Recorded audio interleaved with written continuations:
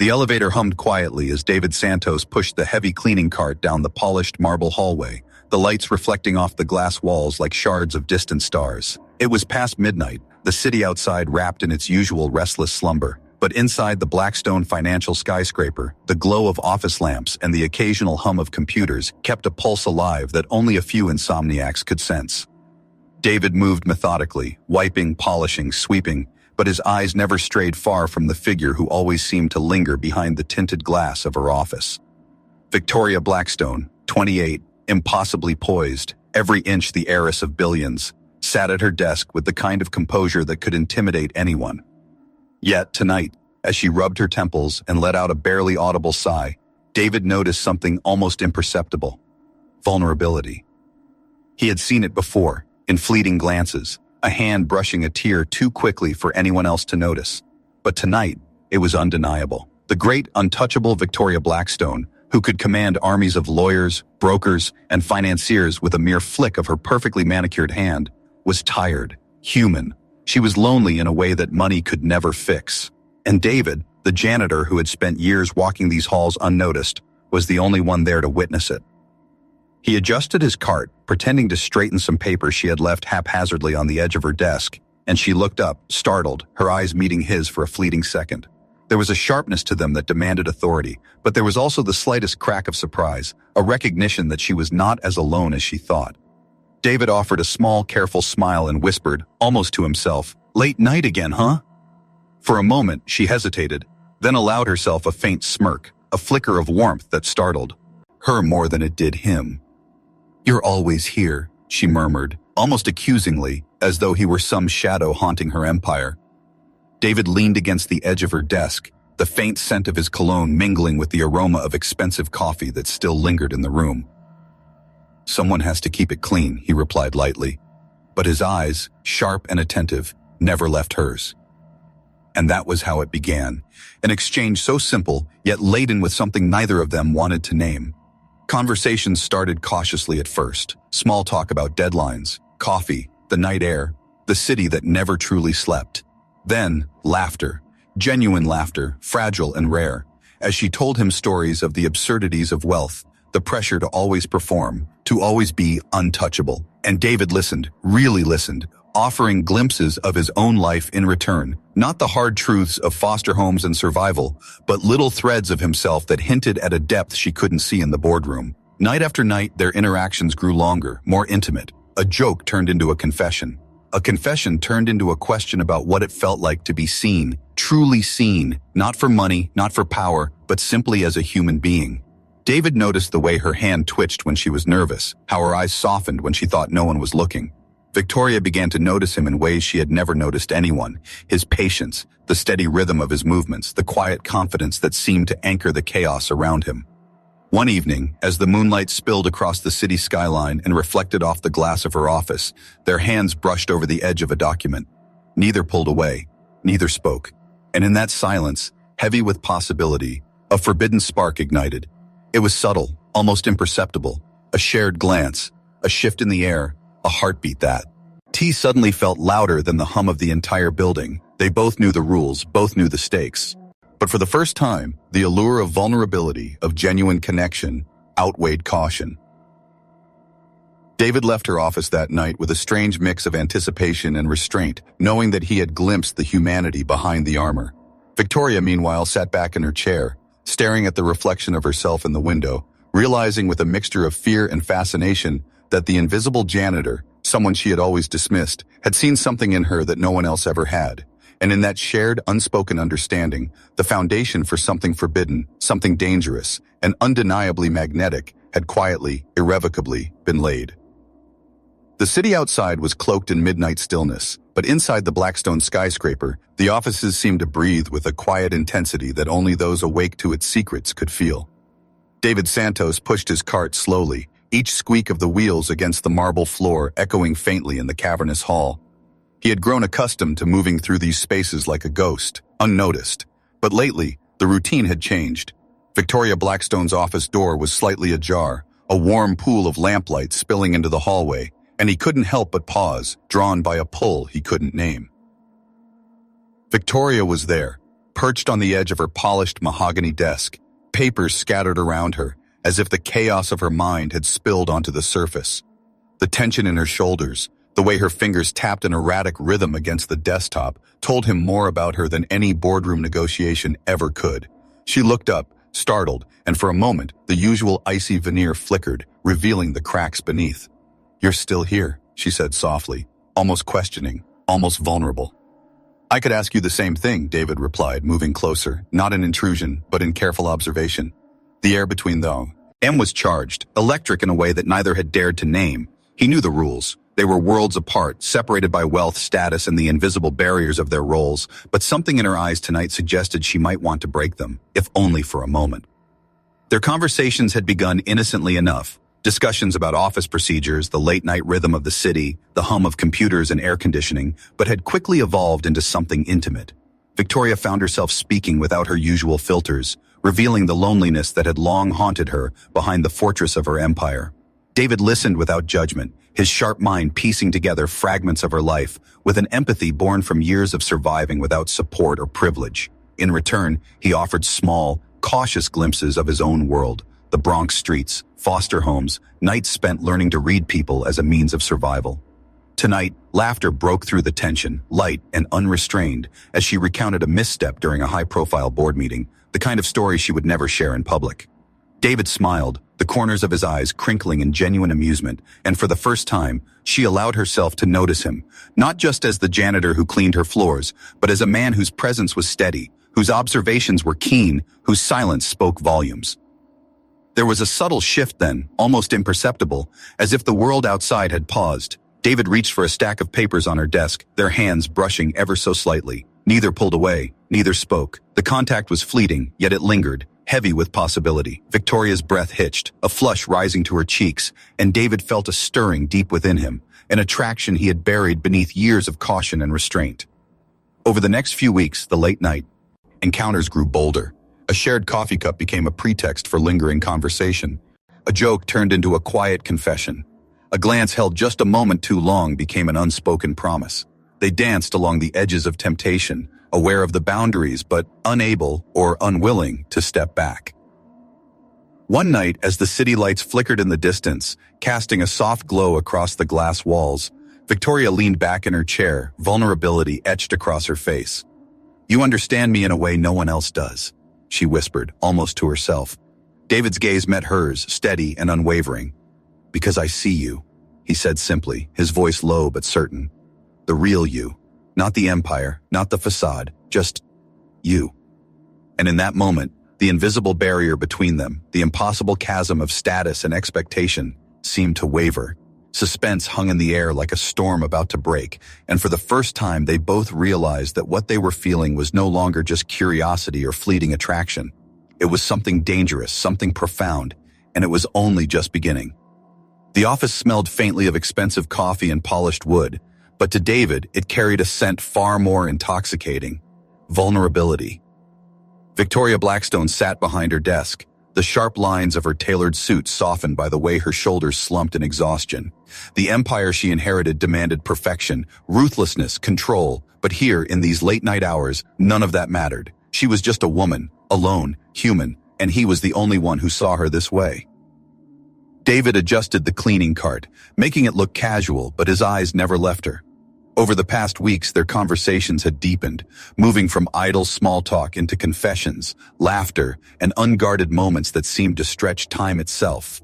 He had learned the subtle signs, the way she nervously traced her ring, the tremor in her voice when speaking about responsibilities she loathed, the almost imperceptible sigh that escaped when she thought no one was listening. Victoria, in turn, began noticing the quiet authority in his presence, the way he seemed to understand her without judgment, how he noticed the smallest cracks in her armor. "David," she said suddenly, her voice soft, almost hesitant, "do you ever feel trapped? Not by work, not by expectations, but by everything?" Her hands rested on the edge of her desk, and her gaze met his. There was something raw in her question, a glimpse of fear, loneliness, and longing, all wrapped into a single breath. He knelt slightly to wipe the edge of the desk, his hand brushing hers. The contact was fleeting but electric. "Sometimes," he admitted, his voice low and careful, "but I've learned that even in the tightest spaces, You can find ways to breathe. His eyes held hers, steady and unwavering, and for a moment, the weight of their world seemed to melt into something private, something shared. The late-night hours became their sanctuary. In the quiet hum of the skyscraper, they discovered a rhythm of trust, whispered jokes, shared confessions, subtle touches that lingered longer than they should. David noticed how she bit her lip when she was nervous, how her jade eyes softened when she laughed freely, how her hand lingered just a fraction too long near his. Victoria noticed his calm, his patience, the way he listened with an intensity that made her feel both exposed and protected. One night, as the city's lights glittered far below like scattered diamonds, Victoria laughed softly at a story David told about the chaos of his foster home years. The sound was unexpected, musical, and it caught her off guard. "You've lived through so much," she murmured almost to herself, "and yet, you see me." David's hand hovered over hers, hesitating, aware of the danger of crossing boundaries, aware of the forbidden nature of what they were feeling. "Because you let me," he said quietly. "You let someone in, even just a little." The tension between them thickened, each night building with an unspoken desire neither dared to voice. It was a dance along a razor's edge, curiosity, temptation, and restraint intertwined. Every glance, every touch, every fleeting smile carried weight, and yet neither could step back, each encounter pulling them closer, binding them in a secret intimacy that was at once thrilling and terrifying. Victoria finally leaned forward, her face illuminated by the soft glow of her desk lamp, her voice barely above a whisper. "I shouldn't feel this way," she admitted. "I shouldn't want this." David met her gaze, unwavering, calm, but the intensity in his eyes betrayed everything he felt. "Sometimes the things we shouldn't want are exactly the things that make us feel alive," he said softly. For the first time, they were no longer merely boss and janitor, observer and observed. They were two people suspended in a world that demanded control, navigating a forbidden connection that promised both danger and undeniable passion. And as the night stretched on, the city silent around them, it became clear. This was no fleeting curiosity. Something had begun, something forbidden, fragile, and infinitely powerful. The first rays of dawn had yet to touch the skyline, but the office was already alive with the soft hum of fluorescent lights and the faint scent of polished wood and leftover coffee. David Santos moved quietly among the corridors, his mop gliding over marble floors that reflected the pale glow of the city outside. The skyscraper was usually a symbol of control and order, yet in these hours, it felt intimate, almost confessional, a world apart from the empire Victoria commanded by day. Victoria Blackstone remained in her office, sleeves rolled up, hair slightly disheveled from the late hours, a rare vulnerability etched into her features. She had been speaking quietly, too. David for hours, laughing at his stories, venting about boardroom betrayals, confessing fears she would never allow anyone else to hear. There was a softness in her voice that no one else had ever heard, a quiet honesty that unsettled her as much as it comforted her. "You always notice everything," she said suddenly, leaning back in her chair. Her eyes, jade green and piercing, met his across the room.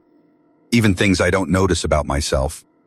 David tilted his head slightly, adjusting the mop bucket as if the motion were casual. "Because you can't hide from yourself," he said. "Not here, not when you're honest with someone, and you've been honest, more than you realize." Her laugh was soft, almost breathless.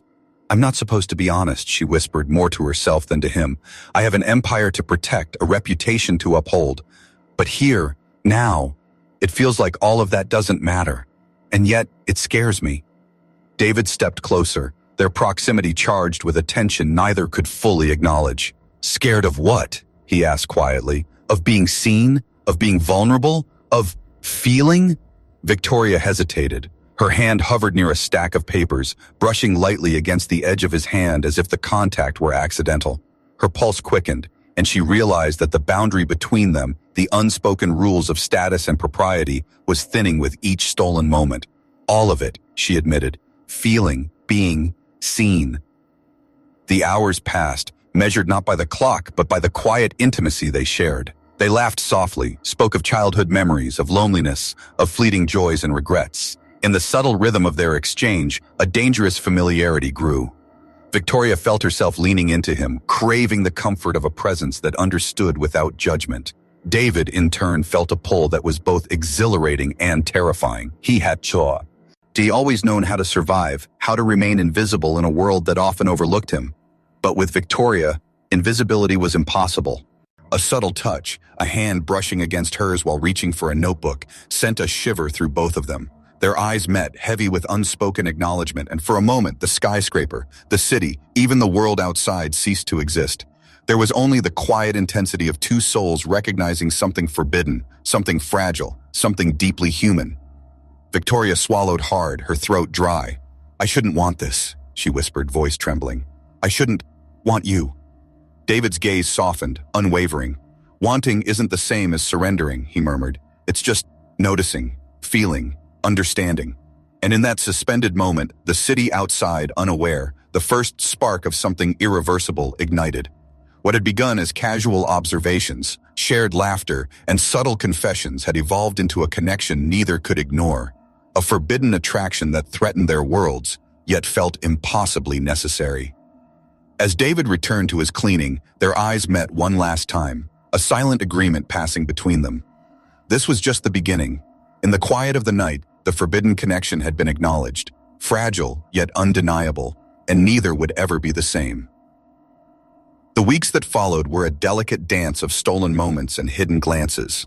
David Santos moved through the skyscraper as if part of its architecture, invisible to most, yet acutely aware of every detail, the faint tension in Victoria Blackstone's shoulders, the way her fingers tapped nervously against the polished desk, the rare smile that broke through her carefully maintained facade.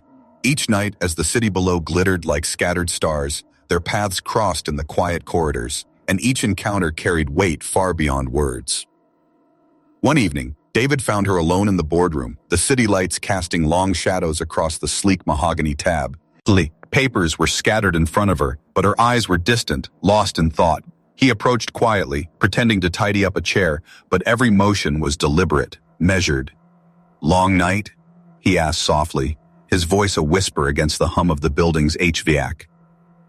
Victoria looked up, startled, then let a small, almost imperceptible sigh escape. "Too long," she admitted. "It never ends, David. The expectations, the meetings, the empire.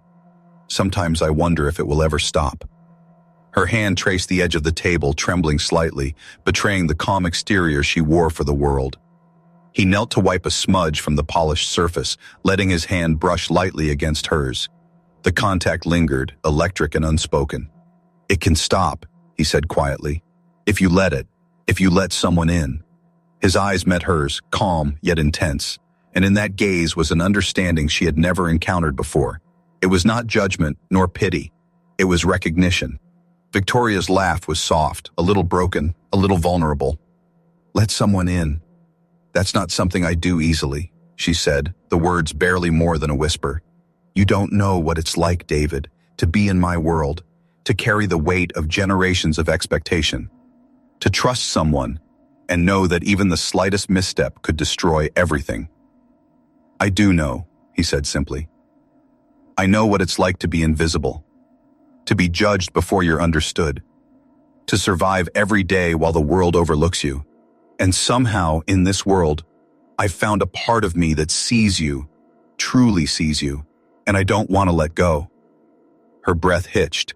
The distance between them was charged, the air thick with unspoken desire and danger. "This, what we have," she said, voice trembling, "it can't exist. It's forbidden. Everything about it is wrong." He smiled faintly, a mixture of warmth and quiet defiance. "Maybe," he admitted, "but some wrongs feel right, and some moments are worth the risk."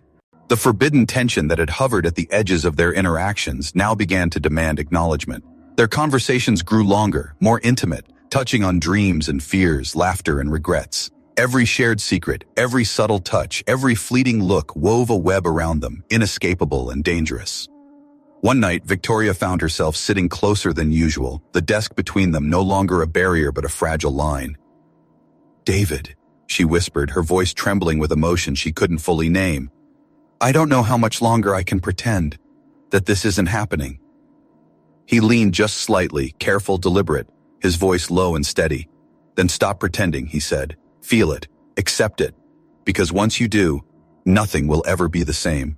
And in that suspended moment, the air thick with risk and desire. The forbidden connection deepened, undeniable and irreversible. The skyscraper, once a symbol of order and control, had become a place where hidden truths flourished. And neither of them could escape the pull that had quietly grown into something far more powerful than either expected, a spark that promised to ignite everything. The days that followed carried a new intensity, a quiet storm beneath the surface of the glittering skyscraper. David Santos walked the corridors with the same measured calm, yet each glance toward Victoria Blackstone carried an unspoken promise, a shared secret that no one else could touch. The empire she commanded during the day remained untouchable in appearance, yet behind her poised smile, a turmoil brewed. Every boardroom meeting, every high-stakes negotiation became a delicate balancing act. Victoria's mind was divided between duty and desire, between the world she had always controlled and the pull of something forbidden, yet utterly consuming. One evening, David arrived earlier than usual, pushing his pee along the polished floors with quiet precision. The building was nearly empty, save for the soft hum of the elevators and the distant clatter of a security guard's boots. He paused outside Victoria's office, noticing the light spilling from beneath the door. Through the slightly ajar entrance, he saw her sitting at the desk, head resting against her hands, her posture vulnerable in a way that no one had ever witnessed. "Still here?" he asked gently, not wanting to startle her. Victoria lifted her head, eyes meeting his. There was a raw honesty in them, an admission she could not voice aloud. "I couldn't leave," she said, voice trembling.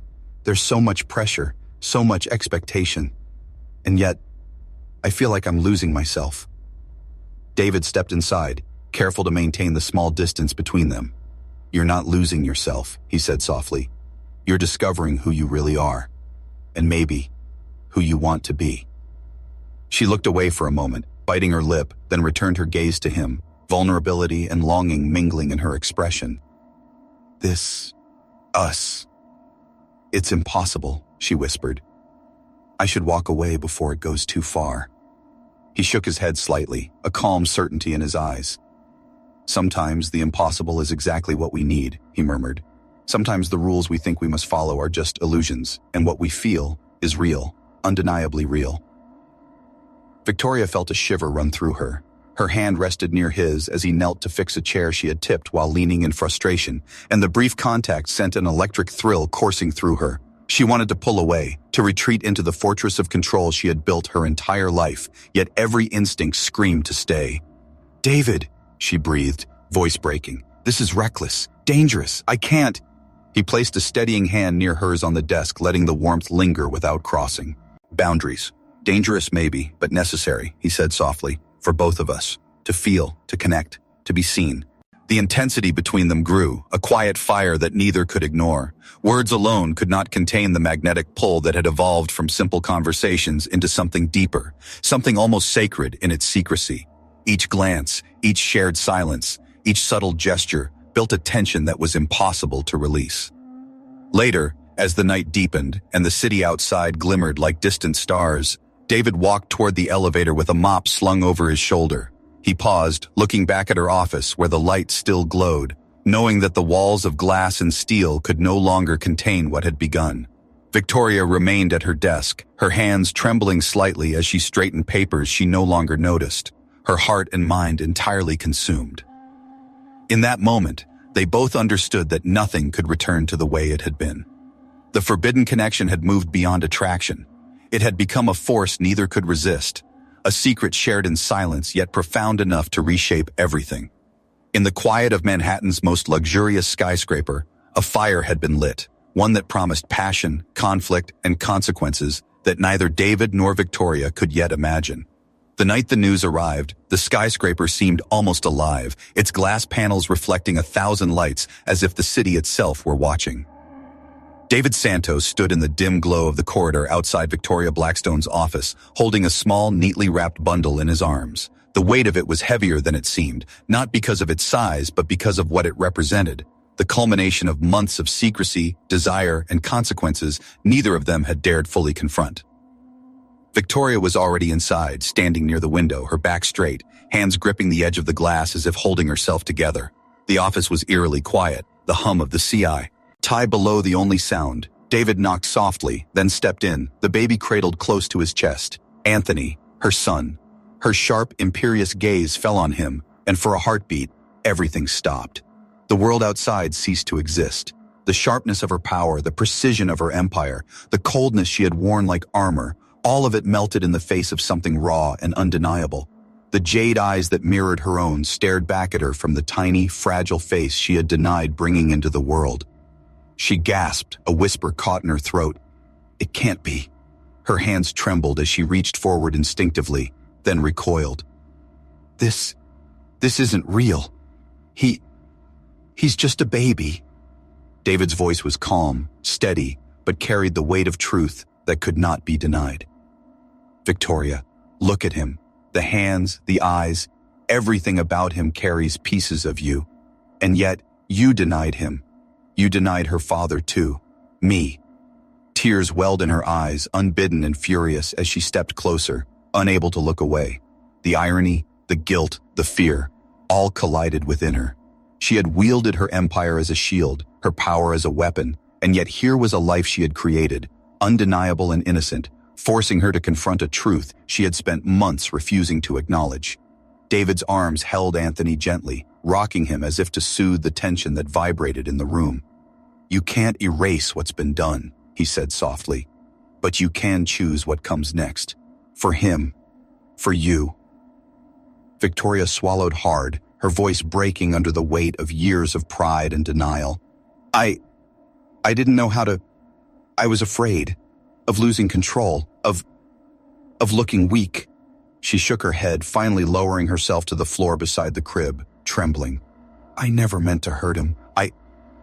Anthony stirred, opening his eyes wide. For the briefest moment, those jade eyes fixed directly on Victoria. The teeth. Resemblance was undeniable, a silent truth that struck her to her core. She reached out hesitantly, her fingers brushing his tiny hand. The warmth, the life, the connection, it was real, and it was hers. David watched her quietly, the calm in his eyes masking the storm beneath. You had a choice, he said gently, and you chose denial, but he doesn't need your acceptance to be loved. I will never let him feel unworthy. Her knees sank to the floor, tears streaming freely now, a mixture of grief, regret, and awe. The power she had clung to, the control she had believed defined her, crumbled utterly in the presence of a life that could not be manipulated, could not be bought, could not be denied. David knelt beside her, not as a janitor, not as an employee, not even as a man wronged, but as a father protecting the child she had almost erased from existence. Anthony is our truth, he said quietly, and no empire, no power, no lie can ever take that away. Victoria buried her face in her hands, finally feeling the magnitude of everything she had tried to control slipping through her fingers. She had lost more than she could have imagined, not just pride, not just power, but the ability to undo the life she had created. And in that moment, the impossible, the forbidden, and the undeniable collided. The city lights shimmered through the floor-to-ceiling windows, painting the room in a golden glow. For the first time, Victoria Blackstone was powerless. And for the first time, David Santos held a future in his hands, a future no wealth, no empire, no prejudice could ever take away.